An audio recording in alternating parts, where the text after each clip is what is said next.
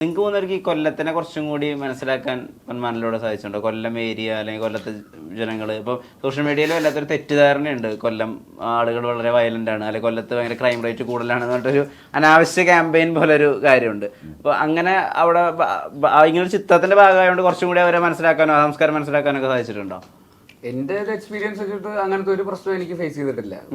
അങ്ങനെ രണ്ടാമത്തെ സിനിമയല്ല കൊല്ലം ബേസ് ചെയ്ത് ചെയ്യുന്നത്. അപ്പൊ ഞാൻ ജയജയഹയും കൊല്ലത്തായിരുന്നു. ഇപ്പൊ പൊന്മാനും കൊല്ലത്താണ്. ഈ പറയുന്ന പോലെ ഇത്രയും ദിവസങ്ങൾ കൊല്ലത്ത് ഷൂട്ട് ചെയ്തു, അവിടെ പ്രൊമോഷൻസിന് പോയി. എനിക്ക് പക്ഷെ ഭയങ്കര നല്ല എക്സ്പീരിയൻസ് ഉണ്ടായിട്ടുള്ളൂ. അങ്ങനെ ഒരു തരത്തിലും എവിടെയും ഇതുവരെ ഒരു മോശം എക്സ്പീരിയൻസ് ഞാൻ പേഴ്സണലി കണ്ടിട്ടില്ല. അപ്പൊ അതുകൊണ്ട് എനിക്ക് അങ്ങനെ പിന്നെ കൊല്ലത്ത് ചെയ്ത സിനിമകൾക്കൊക്കെ നല്ലൊരു ജയജയഹ നല്ല സിനിമയായിരുന്നു. ഇപ്പോൾ പൊന്മാനും ആക്ച്വലി നല്ല സിനിമയാണെന്നാണ് ഞങ്ങൾ വിശ്വസിക്കുന്നത്. അപ്പോൾ എന്നെ സംബന്ധിച്ചിടത്തോളം കൊല്ലം ഭയങ്കര ഭാഗ്യമുള്ള ഒരു സ്ഥലമാണ്. കൊല്ലത്തെ പറ്റി എന്തെങ്കിലും പ്രതിച്ഛായ മാറോ അല്ലെങ്കിൽ അങ്ങനെ മോശം പ്രതിച്ഛായ ഉണ്ടാവാതിരിക്കുകയോ ചെയ്തിരുന്നോ? ഇല്ല, എൻ്റെ കൂടെ കൊല്ലത്തു നിന്നുള്ള കുട്ടികൾ പഠിച്ചിട്ടൊക്കെ ഉണ്ട്. അപ്പം എനിക്ക് ഫ്രണ്ട്സൊക്കെ ഉണ്ട് കൊല്ലത്തുനിന്നുള്ള. അപ്പം അങ്ങനെ എനിക്കൊരു മോശം അനുഭവമോ അല്ലെങ്കിൽ അങ്ങനെ എക്സ്പീരിയൻസ് ഒന്നും ഉണ്ടായിട്ടില്ല. എനിക്ക് കൊല്ലത്ത് ചെന്ന് കഴിഞ്ഞിട്ട് ഇത്രയും ദിവസം നമ്മൾ ഷൂട്ട് ചെയ്യൊക്കെ ചെയ്തപ്പോൾ തോന്നിയ ഒരു കാര്യം, അവിടെയുള്ളവർ കുറച്ചുകൂടെ സ്ട്രെയിറ്റ് ഫോർവേഡാണ്. ചിലപ്പോൾ അതിനായിരിക്കും ആളുകൾ റൂഡായിട്ടോ അല്ലെങ്കിൽ മറ്റേതെങ്കിലും രീതിക്ക് ഇന്റർപ്രറ്റ് ചെയ്യുന്നതെന്ന് തോന്നിയിട്ടുണ്ട്. അതല്ലാണ്ട് എനിക്കും ഈ പറഞ്ഞ പോലെ പ്രത്യേകിച്ചൊരു മോശം എക്സ്പീരിയൻസ് ഒന്നും ഉണ്ടായിട്ടില്ല. എനിക്ക് തോന്നിയിട്ടില്ല. ഒരുപാട് സുഹൃത്തുക്കളുണ്ട് എനിക്ക് കൊല്ലത്ത്. പിന്നെ നമ്മളവിടെ ഷൂട്ട് ചെയ്യുന്ന സമയത്താണെങ്കിലും അവർ കായലിൽ പോയിട്ട് കക്കയൊക്കെ പിടിച്ചോട്ട് വന്ന് കുക്ക് ചെയ്ത് വരത്തിയൊക്കെ തരുന്നത്. അങ്ങനെ നല്ല അടിപൊളി നാട്ടുകാരും ഒരു കുഴപ്പമില്ല. എനിക്ക് അങ്ങനെ ഒന്നുമില്ല, ഭയങ്കര സപ്പോർട്ടായിരുന്നു. ഞാൻ ഈ അടുത്ത് നസറുദ്ദീൻ ഷായുടെ ഒരു അഭിമുഖം കാണായിരുന്നു. അപ്പോൾ അദ്ദേഹം പറയുന്നൊരു കാര്യം, ആൾക്ക് ഡാൻസിങ് സ്കിൽസ് ഇല്ല, ആൾക്ക് തന്നെ ഭയങ്കര ഷോ ഓഫ് ചെയ്യാൻ വേണ്ടി മാത്രം ഒരു ഭയങ്കര ഫിസിക്കൊന്നും ആൾ മെയിൻറ്റെയിൻ ചെയ്തിട്ടില്ല. അപ്പോൾ ആളുടെ അഭിനയത്തിൽ വിശ്വസിക്കുക, അതായത് ഞാനൊരു നുണ പറയാണ്, അത് ഞാൻ ഏറ്റവും ട്രൂത്ത്ഫുള്ളായിട്ട് പറയും എന്നുള്ളതായിരുന്നു അത്ര പുള്ളിയുടെ ഒരു തോട്ട്. അപ്പം നിങ്ങൾക്ക് മൂന്നുപേരിലും അങ്ങനെ നമ്മൾ ഇതുവരെ അങ്ങനെ അതിഭീകര ഡാൻസിങ് സ്കില്ലോ അങ്ങനത്തെ ഒന്നും നമ്മൾ കണ്ടിട്ടില്ല. അപ്പോൾ നിങ്ങളും വിശ്വസിക്കണമായിരുന്നു ദാറ്റ് നമ്മൾ പെർഫോമൻസ് കൊണ്ട് ഇവിടെ ഒരു സ്പേസ് ഉണ്ടാക്കാൻ പറ്റും, പെർഫോമൻസ് കൊണ്ട് അത് ആളുകൾക്ക് വിശ്വാസയോഗ്യമായ നമ്മളിവിടെ നിലനിൽക്കും, അങ്ങനെ എപ്പോഴെങ്കിലും ചിന്തിച്ചൊരു പോയിന്റ് ഉണ്ടോ? കോൺഫിഡൻസ് ആണ് ഇതിൻ്റെ ഒരു കീ എന്ന് എനിക്ക് തോന്നുന്നു. ആ ഒരു എന്താ പറയുക, നമുക്കിത് ആൾക്കാർ എന്താണെന്നുള്ളതല്ലാതെ എനിക്കിത് എനിക്കത് എന്നെ കൊണ്ട് പറ്റുന്ന രീതിയിൽ നമ്മൾ ആത്മാർത്ഥമായിട്ടത് അതിന് മടിച്ചു നിൽക്കരുത്. ഇപ്പൊ ഡാൻസ് കളിക്കാൻ പറഞ്ഞാൽ ആത്മാർത്ഥമായിട്ട് അങ്ങോട്ട് കളിക്കുക, പാട്ട് പാടാൻ പറഞ്ഞാൽ ആത്മാർത്ഥമായിട്ട് അങ്ങോട്ട് പാട്ട് പാടുക. അങ്ങനെ ഒരു ക്യാരക്ടർ നിന്നെ കൊണ്ട് ചെയ്യാൻ പറ്റുമോ എന്ന് ചോദിച്ചു കഴിഞ്ഞാൽ ആത്മാർത്ഥമായിട്ട് അതിനുവേണ്ടി പണിയെടുത്തിട്ടാണെങ്കിൽ പോലും അത് എങ്ങനെയെങ്കിലും നന്നാക്കി ചെയ്യാനുള്ള ഒരു എനർജി ഉണ്ടല്ലോ, ഒരു പാഷൻ, അത് തന്നെയാണെന്ന് തോന്നുന്നു എല്ലാത്തിലും നമുക്ക് പ്രകടിപ്പിക്കേണ്ടതെന്ന് തോന്നുന്നു. കോൺഫിഡൻസ് ആണ്, ആറ്റിറ്റ്യൂഡാണെന്ന് എനിക്ക് തോന്നുന്നു മെയിനായിട്ട് വേണ്ടതെന്ന് തോന്നുന്നു. കോൺഫിഡൻസ് ഉണ്ടെങ്കിൽ എല്ലാം നടക്കും. പേടിച്ച് നിൽക്കുക എന്ന് പറയുന്നിടത്ത് നമ്മൾ ബാക്കോട്ട് പോകുമെന്ന് എനിക്ക് തോന്നുന്നു. അല്ല, ഞാനതൊന്ന് ആഴത്തിൽ ചോദിച്ചോട്ടെ. ഇപ്പോൾ ഒരു ഭയങ്കര വിയേർഡായിട്ടുള്ളൊരു ഭാഗവതർ എന്ന് വിചാരിക്കുക. അപ്പോൾ അത് ബേസിൽ വന്നാൽ ബേസിൽ ഞാൻ പാടാൻ റെഡിയാണ്, അങ്ങനെ ഇറങ്ങും ഇംപ്രസ്ഡ് ആയാൽ. അതെ, അതിലൊരു നമ്മൾ ചെയ്തിട്ടില്ലല്ലോ ഇതുവരെ, അങ്ങനെ ഒരു ചെയ്തിട്ടില്ല. അപ്പൊ അത് എന്താണെന്ന് അറിയാൻ എന്നാ പിന്നെ അത് ചെയ്തു നോക്കാം.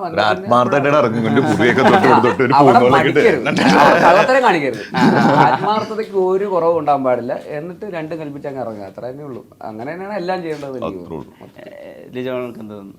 എനിക്കിപ്പോ ഞാൻ ഡാൻസ് പഠിച്ചിട്ടില്ല, ഡാൻസ് ചെയ്യുന്ന ആളെ അല്ല. അപ്പോൾ എന്നോട് ഇപ്പം എൻ്റെ ക്യാരക്ടർ ഒരു ഡാൻസ് ടീച്ചറോ അല്ലെങ്കിൽ അങ്ങനെ പഠിപ്പിക്കുന്ന ഡാൻസ് റിലേറ്റഡ് എന്തെങ്കിലും ഒരു ക്യാരക്ടറൊക്കെ ആണെന്ന് പറഞ്ഞാൽ ഞാൻ ബുദ്ധിമുട്ടും. കാരണം അങ്ങനത്തെ പെർഫോമൻസുകൾ ഞാൻ ഉദ്ദേശിക്കുന്ന ക്ലാസിക്കൽ ഡാൻസോ അങ്ങനെ എന്തെങ്കിലുമൊക്കെ പറഞ്ഞിട്ടുണ്ടെങ്കിൽ എനിക്ക് ചെയ്യാൻ ബുദ്ധിമുട്ടായിരിക്കും. കാരണം അതെനിക്ക് ചെയ്യാൻ പറ്റില്ല എന്നുള്ളത് എനിക്കറിയാം. അല്ലെങ്കിൽ ഞാനത് കുറേ വർഷമായിട്ട് പഠിക്കണം, അല്ല ഞാൻ ഇനിയെങ്കിലും പഠിക്കണം. പക്ഷെ ഞാനിപ്പം അത് പഠിച്ചിട്ട് ചെയ്യുകയാണെങ്കിൽ പോലും ആ ഡിഫറൻസ് അറിയാൻ പറ്റും. അപ്പം അങ്ങനത്തെ ക്യാരക്ടേഴ്സൊക്കെ വരികയാണെങ്കിൽ തീർച്ചയായിട്ടും ഞാൻ പറയും. ഞാൻ ഇപ്പോൾ ഡാൻസിന് ഇമ്പോർട്ടൻസ് കൊടുത്തിട്ടുള്ള ക്യാരക്ടേഴ്സ് ഒക്കെ വരികയാണെന്നുണ്ടെങ്കിൽ ഞാൻ ഓൾറെഡി പറയാറുണ്ട്, എനിക്ക് ഡാൻസ് അറിയില്ല, ഞാനിതുവരെ ചെയ്തില്ല, പക്ഷെ പാടാൻ പറഞ്ഞാൽ ഞാൻ ചെയ്യും. അതിലെനിക്ക് കോൺഫിഡൻസ് ഉണ്ട്, കുഴപ്പമില്ല. പാടുവോ നാച്ചുറലി? അല്ല, എനിക്ക് പിന്നെ ലിപ്പനൊക്കെ കൊടുത്ത ചിത്ര ചേച്ചി പാടില്ല. ഇല്ല, പാട്ടിൽ കോൺഫിഡൻസ് ഉണ്ട്, പക്ഷെ ഡാൻസിൽ എനിക്ക് കോൺഫിഡൻസ് ഇല്ല. അപ്പോൾ ആ ഒരു കാര്യം മാത്രം ഞാൻ എപ്പോഴും പറയാറുണ്ട്. അതല്ലാണ്ട് വേറെ എന്തെങ്കിലും ഫിസിക്കലി ചാലഞ്ചിങ് ആയിട്ടുള്ള എന്തെങ്കിലും ക്യാരക്ടേഴ്സോ വേറെ എന്തെങ്കിലുമൊക്കെ രീതിക്കാണെങ്കിൽ ഓക്കെ, എക്സെപ്റ്റ് ഡാൻസ്. സജിൻ എന്തും ചെയ്യും എന്നുള്ള അവസ്ഥയിലാണ്. ഉറപ്പായിട്ടും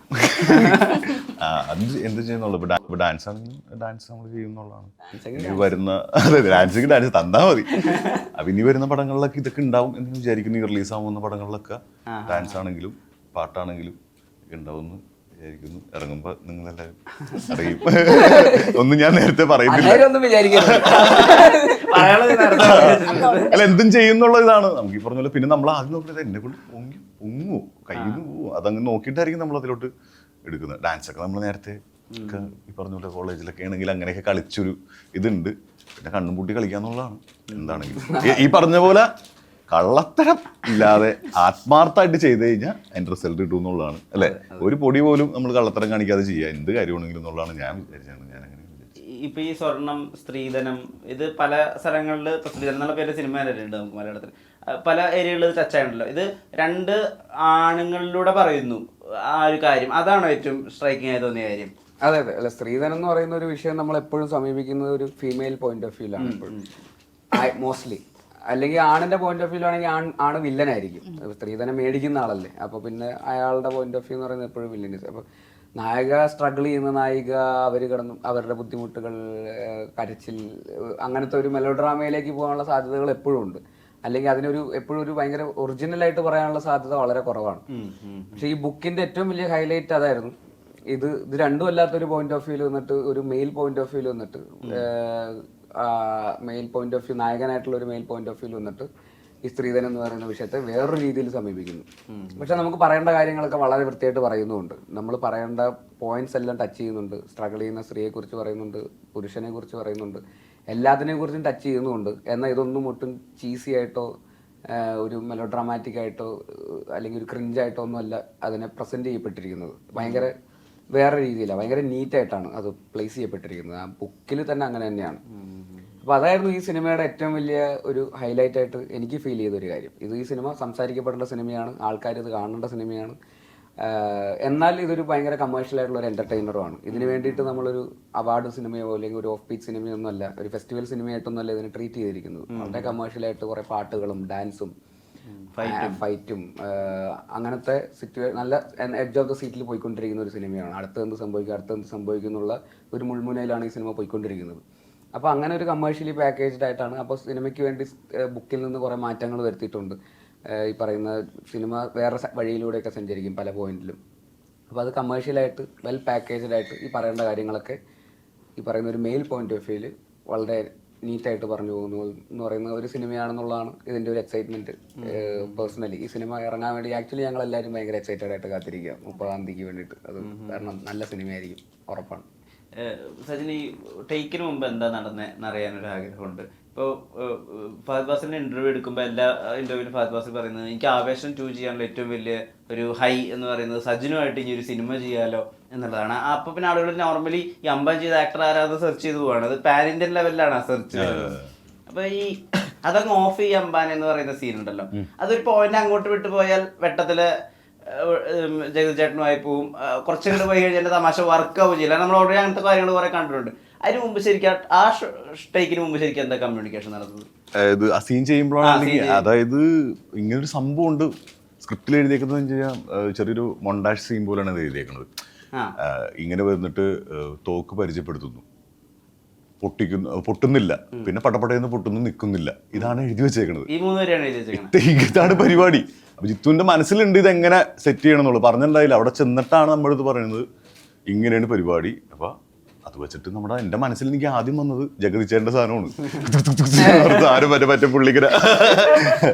അപ്പൊ അത് വെച്ചിട്ട് നമ്മളൊരു ആ ഒരു സാധനം മനസ്സിലുണ്ടായിരുന്നു. അപ്പൊ അത് വെച്ചിട്ട് നമ്മളത് ചെയ്ത് കയ്യിൽ നിന്ന് പോയില്ല എന്നുള്ളത് ചെയ്ത് കഴിഞ്ഞതിന് ശേഷമാണ് നോക്കണത്.